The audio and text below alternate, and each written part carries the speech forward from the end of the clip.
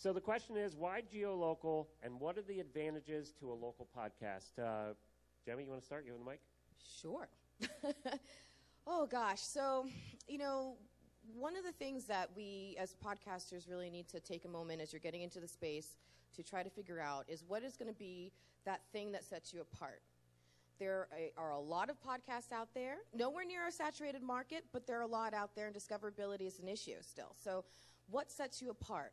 It can be your personality, but it has to be a niche, something about your niche. So for us to do a locally based niche, it attracts listeners of a certain, in a certain area who want to buy brands of a certain area, who want to use products of a certain kind, who are interested in going to certain places. So by highlighting these local businesses and brands, we already have at our fingertips a whole host of people who want to be involved and can be sponsors, and they already know that the listeners of our show are their target customers because they're local. So that's the advantage for us.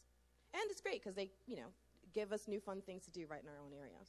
Kind of touching a little bit on the advantages of being local versus having an expansive global reach.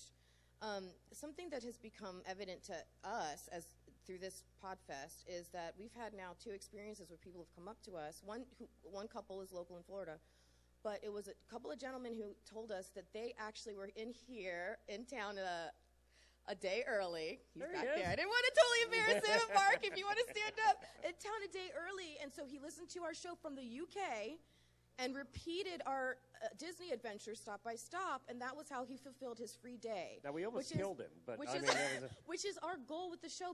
But beyond that, what that means now is we have listeners abroad, and that is so exciting with us because one of the goals with the show is to bring people into Florida for travel and tourism. So you don't know necessarily who's listening, right?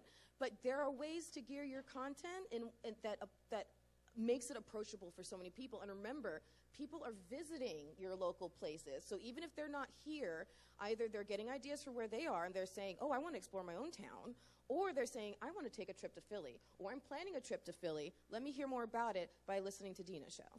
And Dina, I think you would agree that 2 years ago, somebody was not going to go and look for a podcast about Philadelphia if they were traveling there. It wasn't in people's mindsets for travel.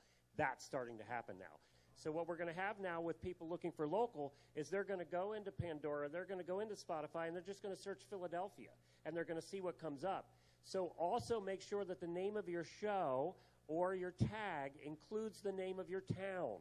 That is so important. Twisted Philly, Salt Lake, Florida, Tampa Bay. It's got to don't get cute on this. You've got to have the name of your town because when they search in the podcast player, your town, if that's what you're talking about, your state, whatever it is, it has to pop up. It has to be in the title.